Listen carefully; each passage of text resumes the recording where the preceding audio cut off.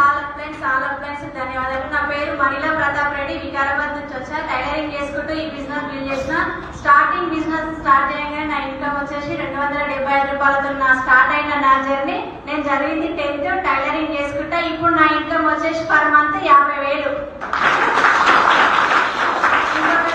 8 లక్షల పడుతుంది కదా కార్ తీసుకున్న. జీవితంలో సైకిల్ ఉంటాం అనే సిచ్యువేషన్, సైకిల్ కూడా ఉండలేము మేము, కాకపోతే కానీ డైరెక్ట్ స్టేజ్ నుంచి కార్ కొన్నాం. నేను అదే జీవితంలో ఉంటే టైలరింగ్ చేసుకుంటే కారు కదా, సైకిల్ కూడా మారలేని సిచ్యువేషన్.